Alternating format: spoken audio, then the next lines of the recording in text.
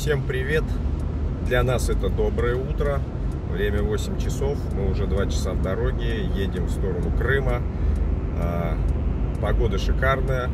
Дорога вроде тоже ничего. Сегодня у меня был первый опыт использования транспондера. Я купил, шикарная вещь. Подъехал, тебе пикнули, и ты проскочил дальше. Следующая точка маршрута на обед — это Воронеж. И ночуем сегодня, должны по планам ночевать сегодня в Ростове. Посмотрим, что будет. Вон там на заднем плане едет еще одна наша машинка. Третья машинка. Илюша и Лена, вам пламенный привет. С нами не погнали. Но я надеюсь, потом к нам присоединятся. Так что впереди, как всегда, у нас, я надеюсь, прекрасные приключения. А вы смотрите. Добрались мы до Воронежа. Там 500 с копейками километров получается. Сходили сейчас покушать, потому что уже голодные. 7 часов мы рулили. 570, что ли, получилось у меня километров. Смотрите, здесь театр. А там на площади стоит Ильич. Решили мы небольшой кружочек дать по городу. А сейчас дальше опять в машину и погнали. Еще 570 километров нам надо проехать до Ростова-на-Дону. Так что сегодня такой плотничком денек. Так, всем привет. Сегодня второй день нашего путешествия. Мы сейчас выезжаем из Ростова-на-Дону. Едем сначала в Феодосию, а потом уже в Судак. И в Судаке будем находиться 3 дня. Значит, по поводу Ростова какие мысли, да? Немного получилось походить, но достаточно красивый городишко. Мы в Амаксе остановились. Это отель, наверное, вы видите, за моей спиной находится. В принципе, попался двухэтажный номер. Тоже было прекрасно. И редкость сейчас в наших городах — это памятники Ленина. Кстати, второй город по нашему пути следования, в котором стоят такие памятники.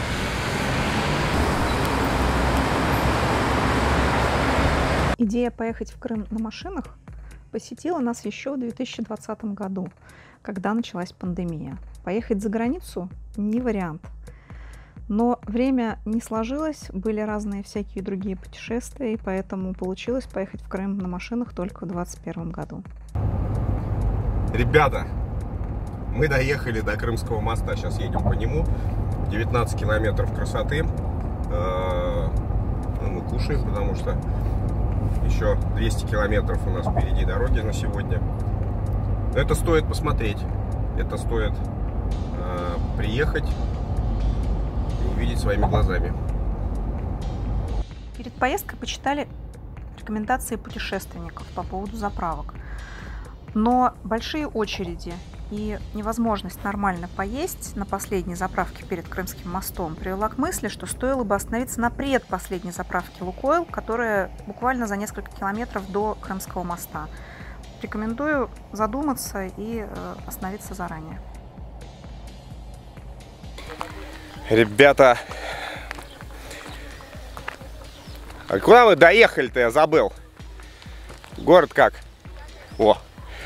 Ребята, мы в Феодосии. Сейчас лезем на смотровую площадку. Что-то устал я уже лезть. Сейчас запустим коптер. Посмотрим, как это будет выглядеть.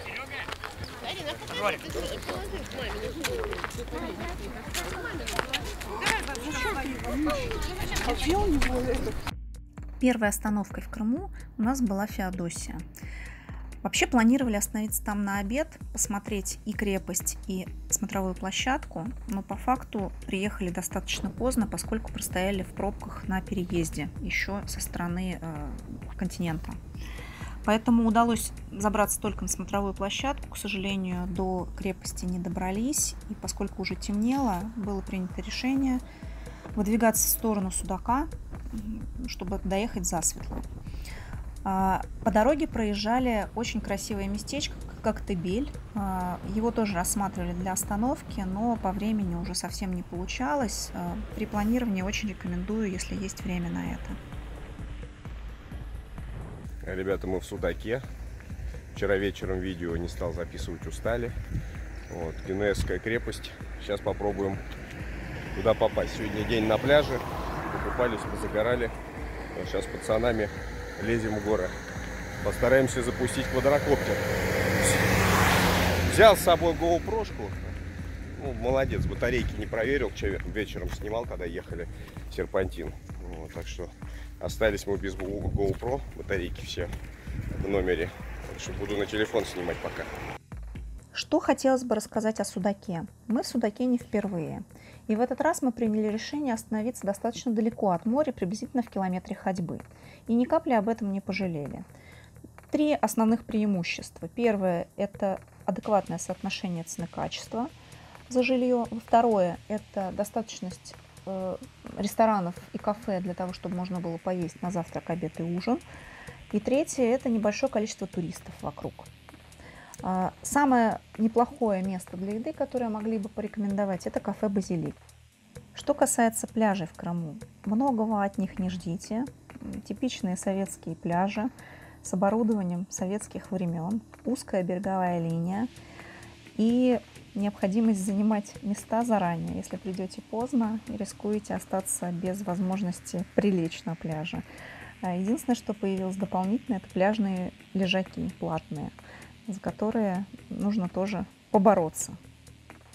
Всем участникам нашего путешествия очень понравился аквапарк. Он хоть и небольшой по сравнению с европейскими, но тем не менее обладает всем необходимым для получения удовольствия всеми возможными вариантами туристов. И тем, кто любит активное времяпровождение, и тем, кто любит релакс.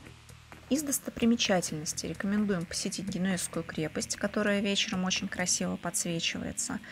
А также сходить обязательно вечером на Судакскую набережную. Вся активная жизнь происходит именно там. Музыка, но народу очень много.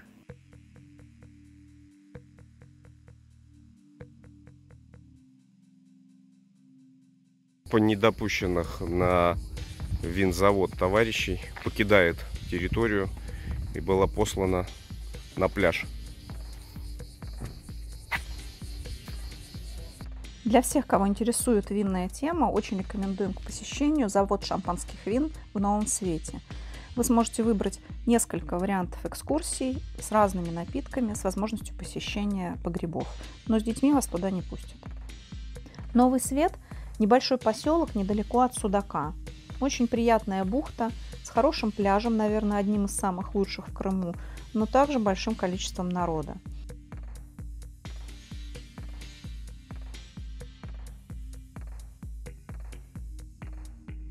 После прекрасной дегустации и купания в море все захотели есть.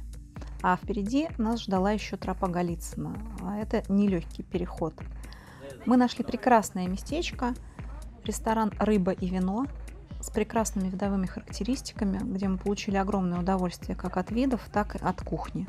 Если будете в Новом Свете и захотите есть, очень рекомендуем. Ой, ну что, ребята, чешем по тропе Голицына. Вроде как 3000, что там, метров надо пройти. Только зашли, я уже устал. Вот лавочки ищу. Думаю, да.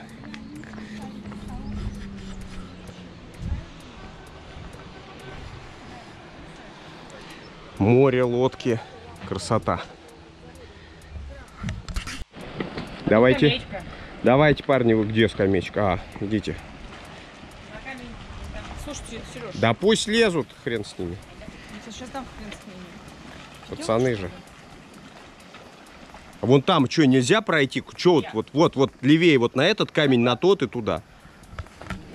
Держи. Учись. Придушные. На, вот.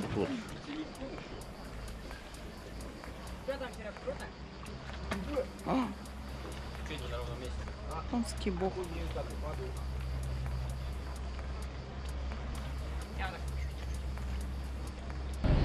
Клево.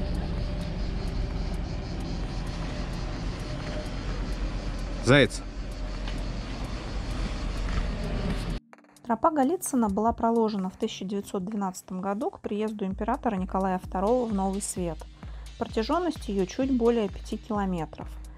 При принятии решения о том, что вы хотите пройтись по тропе, обязательно учитывайте то, что физически это не так просто. Некоторые участки подразумевают либо резкие подъемы, либо резкие спуски. Не каждому будет легко, но виды действительно потрясающие. Одной из достопримечательностей тропы Голицына является грот Шаляпина. Считается, что на каменной эстраде в этом гроте пел сам Шаляпин. Существует даже легенда, что от сильного голоса последнего разбился бокал с шампанским.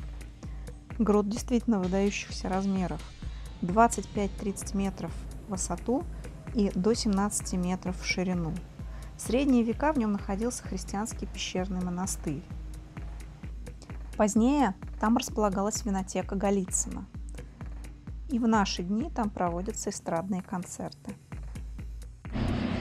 Вон там вот весь остальной наш состав экспедиции. Кто-то даже отстал немножко, а я вперед свистел.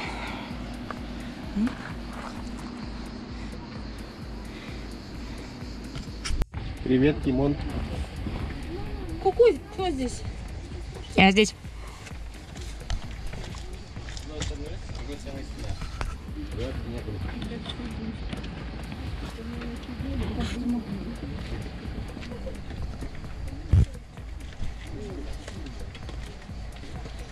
Мам, ты что, Нет, не вижу.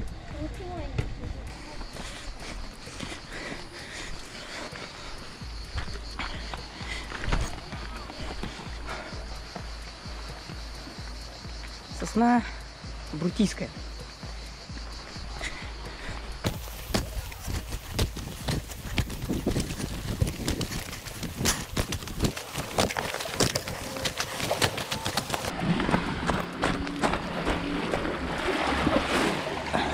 Хорошенькая. Рога, расскажи о своих впечатлениях.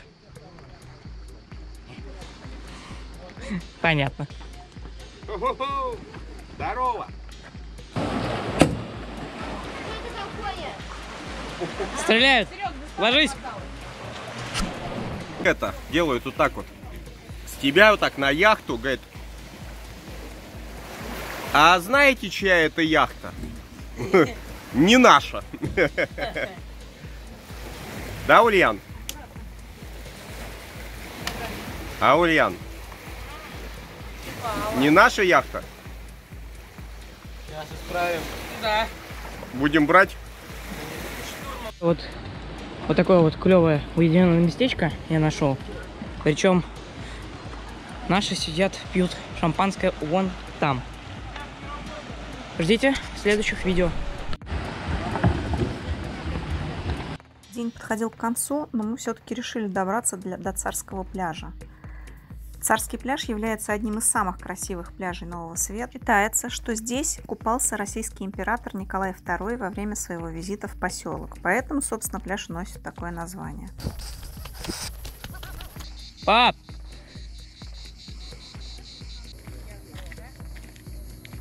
Какие виды, ребята. Тропа Голицына.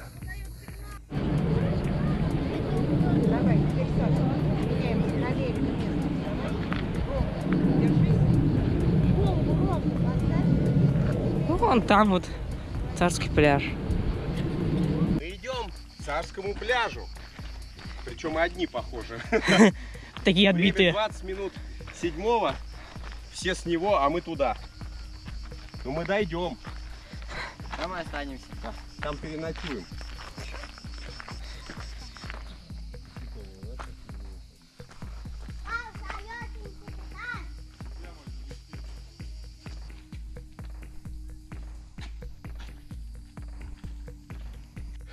Тимоня, ну ты шустрый вообще парень, конечно. Я за тобой не успеваю. Вон, смотри, звезда балета тоже отстает. Угу.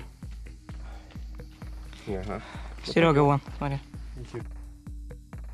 Добраться до Царского пляжа ногами оказалось не так уж и легко. Тропинка вела через можжевеловую рощу, где дорогу постоянно преграждали каменные валуны. Еще раз искупавшись, мы поняли, что устали настолько, что не способны преодолеть этот путь еще раз и воспользовались лодкой. О, Тимоня, здорово. Здорово. Давай. О, писец вообще, уже устали. Погнали.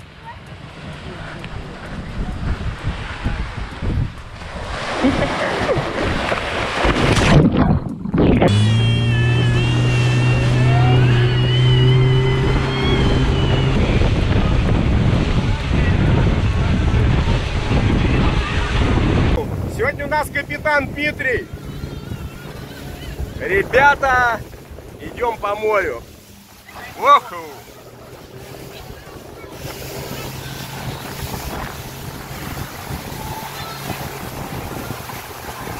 «115-я Ямаха». На сколько? Раз, два, три, четыре, пять, шесть, семь, восемь, девять. Человек 10 нас в катере сидит. Хорошо идет.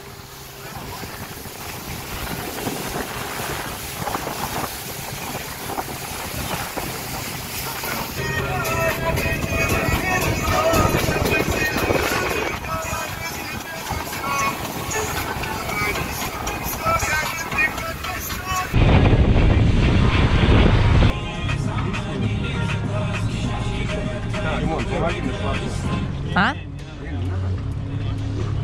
Есть обученные люди.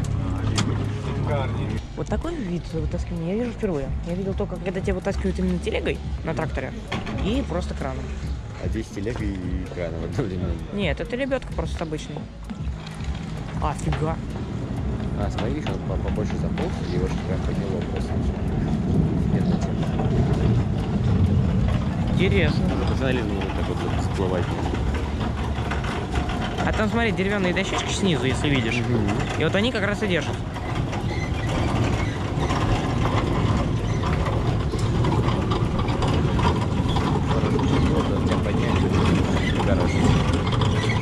Так каждый день.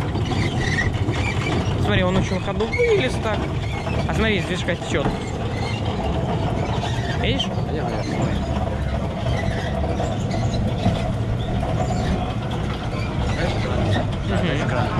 Да, я вижу. Наконец-то мы попали в крепость. Залезли. Но уже такого, как раньше, нету. Тут раньше мы лазили где хотели, а сейчас везде охрана, везде камеры, все снимают. Потом штрафы. Смотри, сколько зелени. Прям глаз радует, несмотря на то, что он такой.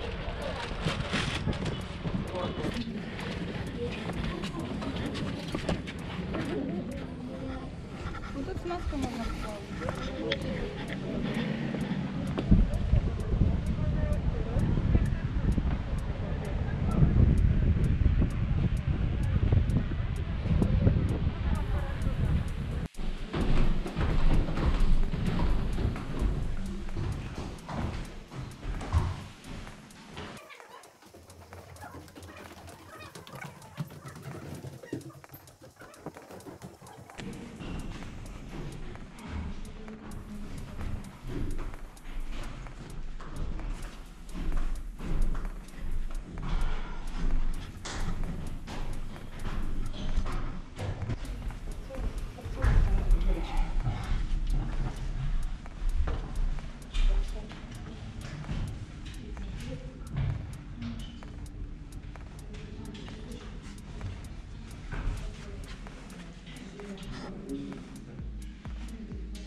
Живые? Еще как.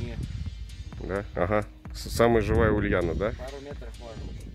Ну, пошли тогда вон туда, вот по тропинке. Что мы сейчас будем делать? Бегайте, прыгайте. Погнали!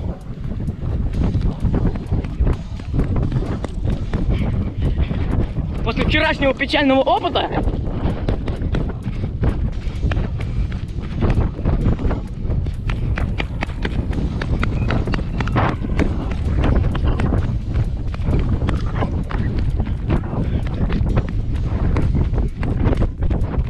туда. Ну, неплохо.